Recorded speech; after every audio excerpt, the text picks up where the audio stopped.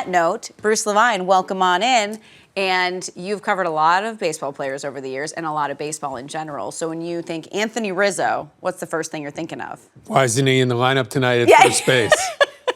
Yeah, it's fair. I mean, fair at this point. Right. with the, there's a 39-year-old and a 40-year-old in the lineup, so that would be okay. But the first thing I think of when I think of Anthony Rizzo is the passion to win.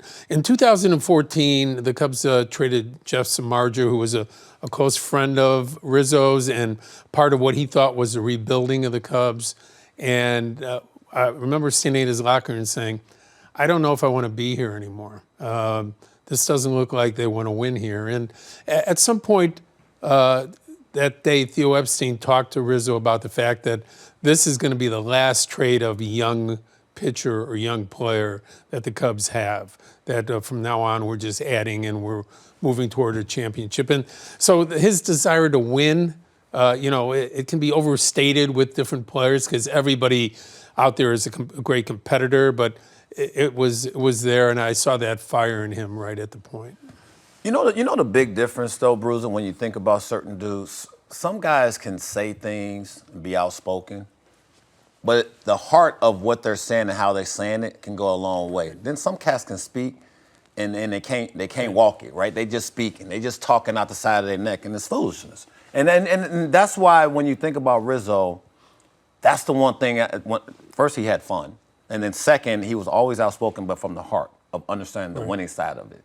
And if you want to win, this is why you go out in off-season and grind like he did to get to this point. Cliff, it's a great point. And Elise, the thing I think of with Rizzo was just what Cliff said, a 13-year-old in a grown man's body that just wanted to compete, have fun, play, win, go to Dairy Queen. Yeah, 100%. That was it. I mean, it was just like, okay, we won. Now, what are we doing now? Yeah. And so I think every fan that saw him for 10 years as a Cub picked up on that. And it was just like, he's not only the guy you like to watch hit a home run, but you want to go out and have a beer with him or a dinner or something like that. That was the type of guy Rizzo became, I think, to Cub Nation.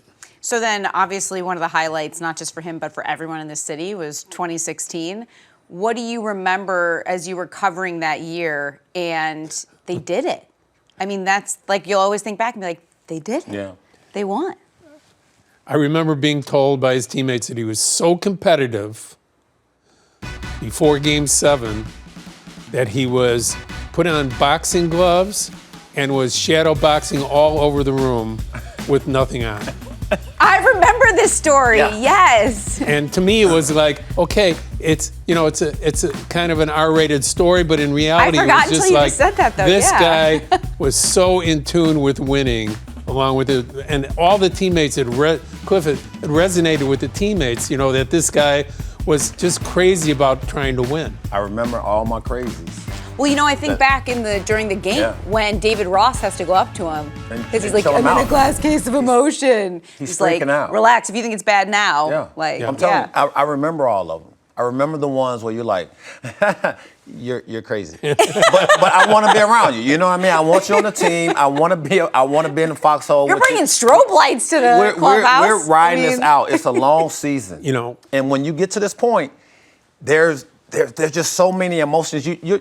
You can't tame it, but you need them. But showing the emotion and then also everyone laughing, at the same time, it's, like our own Ryan Dempster. Yeah. That's exactly the teammate he was. You need them all. You experienced that. I mean, it was like, I'm ready, but let's have some fun with this.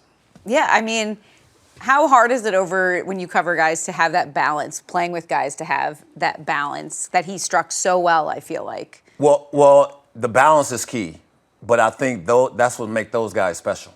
Because you don't have to tell them, hey, chill out. Like, we don't need a lot of that today. Because for the majority of the time, you have so many lows in the sport, not highs. Even though you're really good, you can be a really good team. There's still lows because somebody is struggling, right? Somebody on that team is struggling. You got to pick them up, and they tend to know who's struggling. They tend to know who to go to and gravitate to make sure they can get them on the same page, because he knows at the end of the day, if we winning, I need you. And everybody else is having fun. Bruiser's having fun. We over here kicking it, having a good time. But he sees you head down. Those are guys that are irreplaceable, right? Like you need them to win, and they could be struggling. Like he could be over, but you can't tell.